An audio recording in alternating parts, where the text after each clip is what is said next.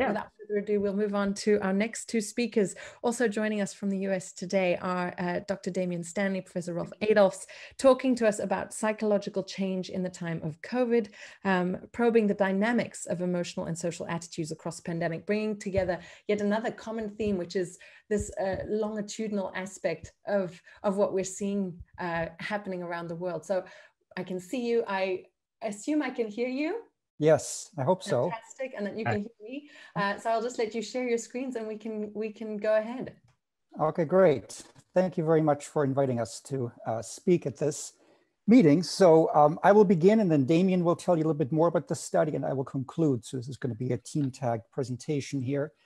And we're going to tell you more about the promise and structure of a study that is still ongoing, rather than about a lot of results from it. So the title of our talk is Psychological Change in the Time of COVID-19, Probing the Dynamics of Emotional and Social Attitudes Across the Pandemic. And again, this is together with Damian Stanley, who will speak in just a second.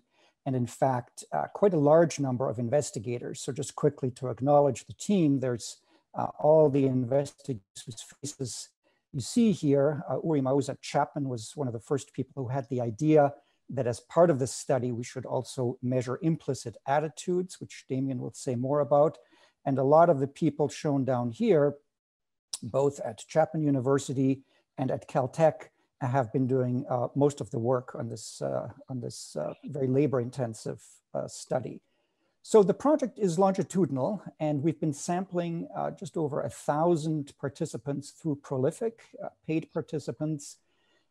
We began weekly, and we have sparsed that somewhat to bi-weekly, tri-weekly waves. And these have sampled participants across all 50 United States. This is just sampling America, not other places in the world. And Damian will show you more of a breakdown on this in just a minute. Our plan, so we began in early April, and our plan is to continue and to cover the rest of the year and hopefully capture other environmental stressors that will have an impact on people's psychological measures as we go through the rest of the year. So I'm just going to begin with some broad motivations for how we thought about this study and ways in which we are approaching it from a basic research perspective. So the basic idea is COVID happened, Black Lives Matter happened, all kinds of things are happening in the world that are major stressors. What effect is this having on people? And so what psychological variables are changing, both state and trait variables, which is what we're measuring. The ultimate applications are twofold. One is very applied. And so we're hoping that many of these measures that we're collecting in the longitudinal study will in fact be informative for public health policy, for informing policies that will maximize compliance in wearing masks and so forth.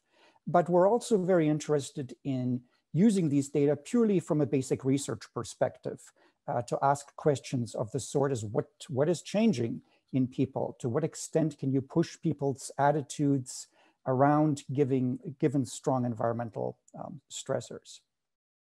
To give you just a very quick overview, in our spare time, Damian and I are not only psychologists, but also neuroscientists. And so pre-COVID, we were also doing studies involving fMRI and EEG. And we believe that psychological variables, like the ones shown up here, personality, intelligence, all of them, are in fact constituted by events happening in the brain. And so that there's activity in the brain that causes the behaviors that we classify using psychological predicates, and personality, intelligence, and all of these psychological variables supervene on brain activity. In addition to causing behavior, the brain causes activity, which we can measure with tools like fMRI. So we have two sets of dependent measures: the behavior, the brain measures. This is a correlation matrix down here on the left of all the interactions between different brain regions. And ultimately, we want to stitch these two together and have some explanation of how causal interactions between brain regions cause these kinds of psychological variables. We're not doing that right now. And so all we have available are behavioral psychological measures. So these are measures that are similar in many respects to the ones that we're collecting in this COVID study. This is not from our study, but these are real data from the Human Connectome Project, 1,000 subjects or so, of whom we have personality measures, cognitive task measures, and surveys of negative and positive affect, amongst other things. And shown here is just the correlation structure between these. Red are strong positive correlations, blue, strong negative correlations. And these make a lot of sense. And ultimately, what we would like to do is to use these kinds of observational data to derive what you might think of as a generative model, something like a structural equation model or a causal graph that explains the measured variables, like the example, which is a toy example shown on the right here. So that's the big picture question. Can we use this very rich data set to actually inform ourselves about models of the sort that are shown on the right? And I'll let Damian take over and tell you some of the more specific details of the project now.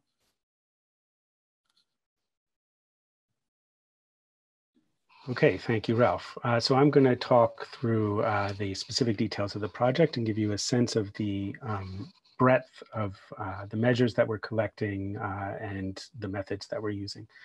So one second.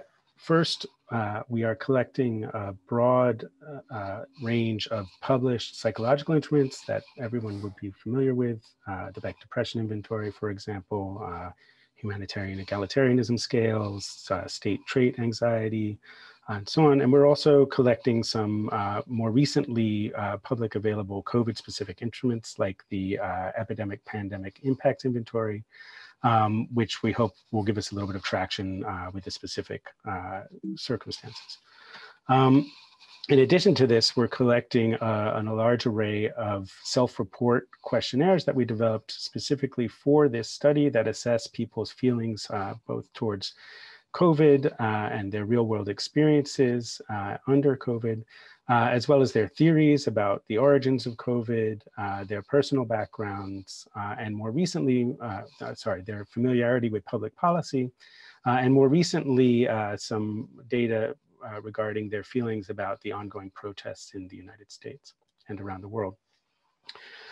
In addition to that, we have another set of measures which were sort of came out of ongoing experiments that were running prior to the study that we wish to include and collect data on from this sample, as well as some specific experimental measures like the COVID vignettes, which were developed to specifically for this study. And to wrap it all up, we have a series of tasks as well as that we have participants complete, including a few different implicit association procedures that assess race bias as well as prosociality, trust measures that assess trust and altruistic behaviors. And this is not actually it. That's the data that we collect, but we also have one of our team members is collecting Twitter data. Others are assessing legal restrictions and real world events that we will all be tying into the larger data set. So data collection, recruitment occurs through Prolific, the online recruitment tool.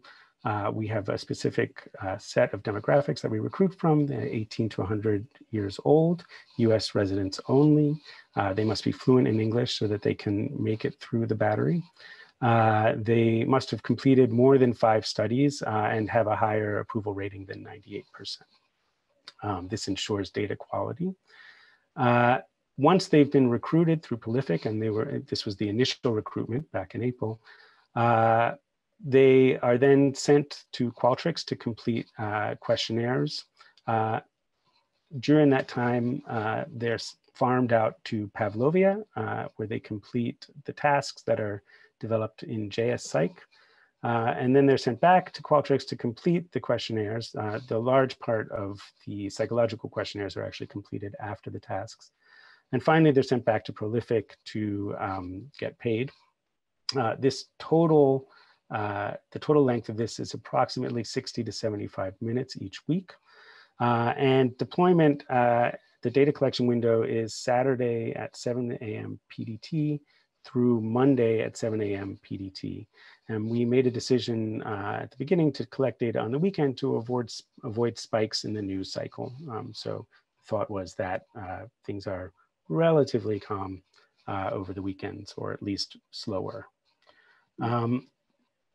So just to give you a sense of where our data lie in respect to the COVID pandemic, you can see here that the first case was in the US in early January, and the first death in early February.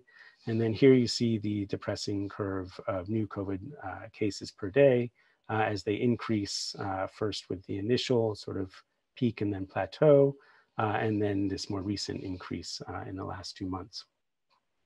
So our study was first deployed on the 4th of April.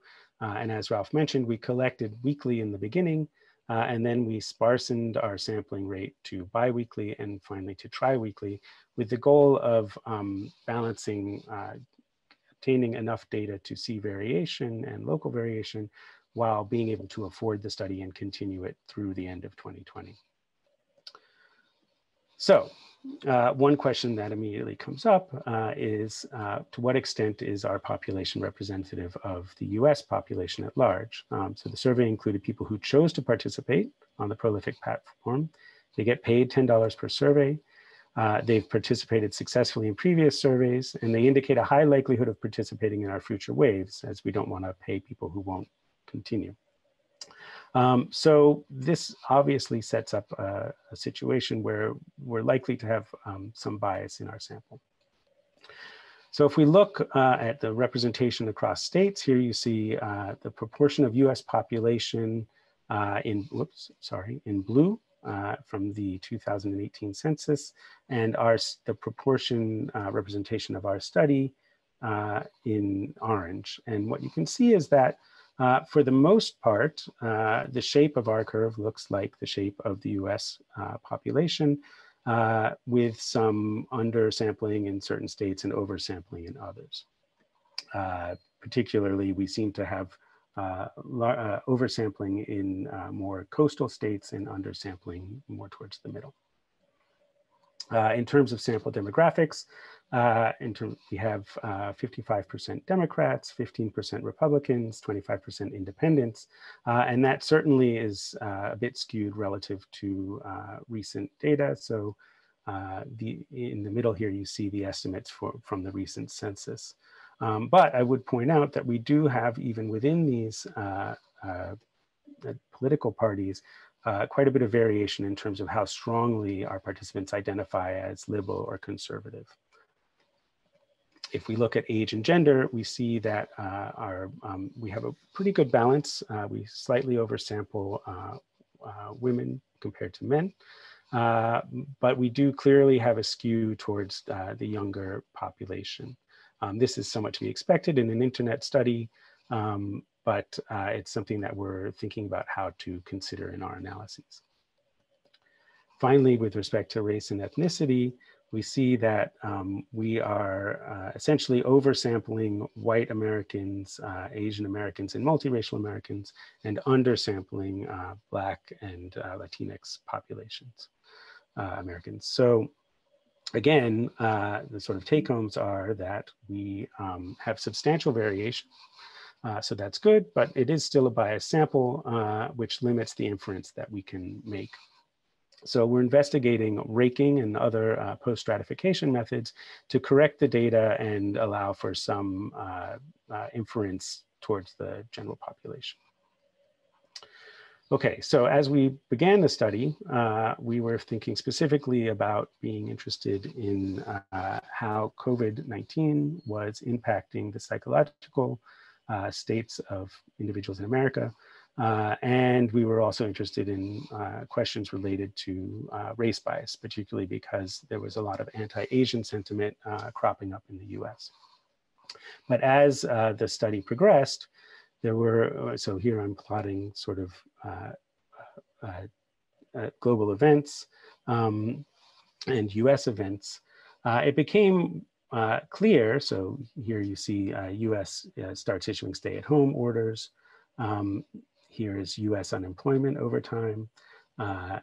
here's the stimulus. CDC recommends face masks. It became clear over time that COVID-19 was not the only thing that would be contributing to variants in our population and really massively contributing to variants. And this perhaps became most apparent first with the anti-stay-at-home order protests, but then when George Floyd was killed in late May with the rising of the George Floyd and Black Lives Matter protests. And so really, at that point, we decided that this study should really be focused more on 2020 than specifically on COVID. And we did dynamically adapt in order to sample some attitudes towards protests and other more general events that were going on. Just to give you a quick peek at one data metric, because this is a pretty data light talk, you can see here the state anxiety raw score for our participants across our waves going from 1 through 6. And you see that it sort of follows the curve of new US COVID cases. And it also matches curves from other studies that we see, which is sort of a decrease in anxiety as the pandemic waves on.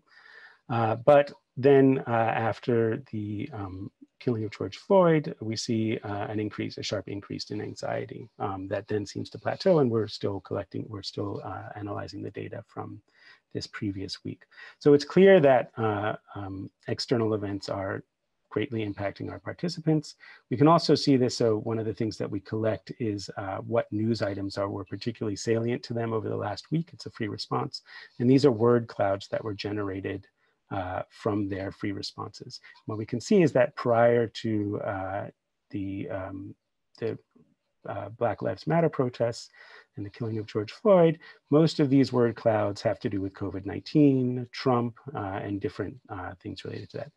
Right after the protests started and so on, we see that actually the sort of prominence, the news items that were most prominent really reflect the ongoing protests and less so COVID-19 at that point.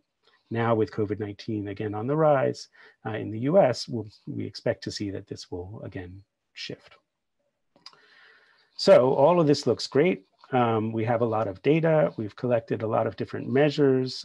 We're sampling relatively frequently, but of course the data story is a little bit more complicated than that. So here, what I'm showing you is an overall spreadsheet of the survey deployment. This is for the standardized tests. And what you see is this is only through wave 8. But you see the blue boxes indicate times when that particular instrument was rolled out for the survey, and the white boxes instrument when it was omitted. The black lines are waves, are weeks that we skipped, and this here represents the onset of the George Floyd Black Lives Matter protests. And what you can see here and in our more specific tasks and experimental measures is that our sampling is sparse, it's irregular, and it's adaptive. So, you know, we added certain things following the George Floyd protests. We've added measures as we go, as we think that they might be relevant and of interest. This in part is born out of the speed at which the study needed to be put together in the beginning in order to quickly react to ongoing events and a strong desire to really be able to incorporate context as it changes over the course of the year. To help us deal with this data, we are collaborating with experienced statisticians who have a lot of experience with sparse, irregular sampling and longitudinal data. Another issue has been data quality, which is true with any online study. What you see here is a graph of the number of participants across weeks. In the beginning, we started with close to 2,000 invited participants and about 1,800 completed. And then over time, in part due to bad data, certain participants were excluded. And then we also experienced attrition over time. So the number of participants that completed, despite those who were invited, continues to decrease. So this is, of course, a problem. We've taken a number of countermeasures to deal with this. First, extensive objective data quality assessment is ongoing prior to any hypothesis-related data analysis, and I'll talk about that a bit more. This includes intention checks, response time and choice evaluation, internal consistency checks. And to help quell attrition, we've been including random rewards for continued participation over time. Now, to the question of hypothesis testing, obviously we have a lot of data, that covers many domains, and there are many interesting questions. So what's to stop some good old-fashioned fishing? There are a lot of things that we could potentially find within this data set. The potential for abuse is quite clear. Additionally, we will make the data publicly available, and so it's not purely under our control in terms of how it's done. But we will be making it publicly available with some restrictions, and those restrictions are that study pre-registration with OSF and COVID dynamic will be required for access to the data. And this is not just being applied to external people who are interested in using the data, but also for anybody from our own COVID dynamic team who wishes to test a hypothesis must register it first. Okay, so what are the types of analyses we can get to? There are obvious COVID-specific questions, such as, can we identify using cluster-based analyses, specific COVID-related cohorts or protest-related cohorts, or cohorts based on psychological measures that are reacting differently to the context? We can probe the influence of specific events, societal or individual, on psychological processes. We can investigate the influence of psychological traits or states on how events are processed. These can be both static within wave analyses or dynamic longitudinal, and the list really goes on, and this is just a short set of what we're already beginning to plan. But we can also ask some more general questions. These have to do with sort of within wave relationships between psychological measures and behavior. We can replicate and confirm previous findings of relationships between standard measures. We can also develop novel hypothesis and data-driven exploration of the wide set of measures that we're including in this one individual population. And then finally, we can probe across waves variation and covariation of different variables. And Ralph is going to talk to you a little bit about one specific example that looks at traits and states. Great, thank you, Damian. So to pick up from there just very quickly in closing, here's one example of the kinds of questions we want to ask from this rich data set in this schematic from Diana Tamir and Mark Thornton. One way of partitioning or of classifying different types of psychological variables into those that we might call states and those we might call traits, with the state ones perhaps more proximately linked to the actions that we observe and the trait ones a little more distal. And one question is there some data-driven way that we could try to partition psychological variables into these two categories, for which you need to think about what might be the distinguishing properties? And there are many, but one, for example, is illustrated in this paper where they looked at the traits, the personalities, if you will, not of people, but of mice. So very dense phenotyping over many days of how mice interacted with many different objects. And the metric, which makes some intuitive sense that they tried to optimize, is to minimize the within subject variability. So traits should be stable, temporally stable over time, so that you could re-identify the same person or the same mouse over time, and to maximize the between subject variability so that every person is distinct from other people. So the one metric that would be this one: you're distinct from other people, but you're stable and don't change that much within yourself with respect to traits. So just to finish up, so this is one kind of question that we're looking at. Can we get metrics like that across this data set that is comprised both of survey type questions and of task variables to look at the question of, are there state-like variables and trait-like variables that in a data-driven way we could pull out? Strengths, to just reiterate, are that this is a very rich data set. It's longitudinal, so it allows us to look at questions like the ones that I just mentioned. There's some caveats. It's biased in certain ways. It's sparse. There's some attrition that investigators need to be aware of. Future directions are to continue the data collection to the end of the year, to have a data release paper, and then to have pre-registered analyses that come out of scientific questions based on this. In addition, we have an independent small data set of subjects who have baseline measures preceding the onset of COVID, going back several years actually, in addition to fMRI data, who are also participating in the same data set. And then additional studies piggybacking on this sample. So many of the same participants are being invited for additional specific studies. So to finish up, a number of funding agencies have made this possible. We're still looking for more. If you have questions, requests for data, please contact us. And here's a link to our pre-registration on OSF that describes the details and all the tasks. And with that, I will close. Thank you. The thanks comes from me to you both for what was a really lovely way to bring the main part of our talks today to a close, because I think it's going to make us all rethink our data a little bit in some ways, mostly because I think the one huge strength, and you've obviously reiterated the point now at the close of your talk, is that again your focus is on mechanism by being able to have what I think is a huge strength, that baseline fMRI data, which I'd love to hear more about. Always great to know that somebody was had a more forethought than we did to actually get inside people's brains at a baseline level, for example. And I'd love to hear if you have some predictions about how you will use that data in conjunction with the other kind of data you've been collecting, and then obviously if you have any predictions about these two kinds of state and trait variations that you expect to see. Sure, I can quickly speak to that, and Damian can comment as well if he has things to add. So this additional study is funded by a large NIH Conti Center. It has about 200 subjects in it, but in the end we'll have about 50 or so.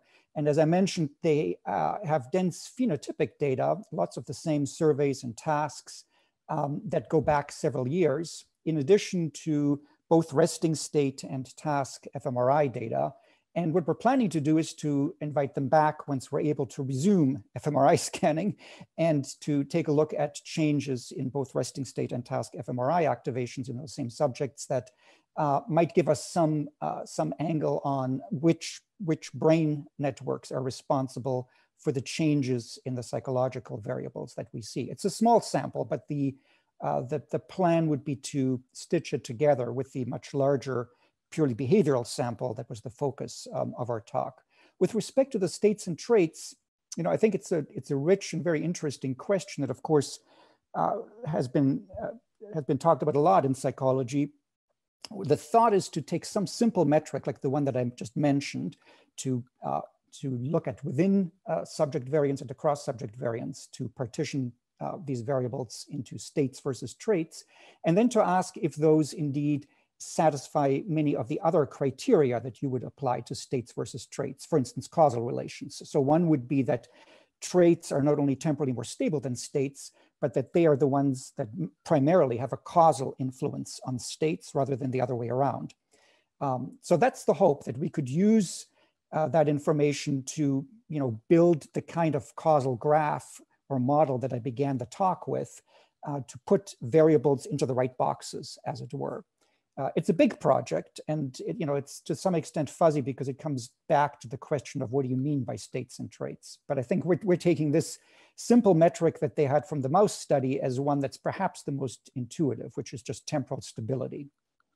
Well, I think there is no better way to say, but it's a very complex task indeed. But I think that you probably have the data and indeed the ideas to do so. So unfortunately, I have to cut us short. Thank you so much again to you both for the wonderful division of labor again. So wonderful to see two people being able to finish each other's sentences, as it were, and on such a really high note for more serious computational modeling of some of the data we're seeing, and such rich data over 2020, not just COVID related. So thanks once again to you. If I could ask you to put, if you feel comfortable doing so, both the link to the bioarchive and to the data, that would be fantastic. Obviously, otherwise we can obviously welcome anybody to just reach out by email, and we'll be sharing the details.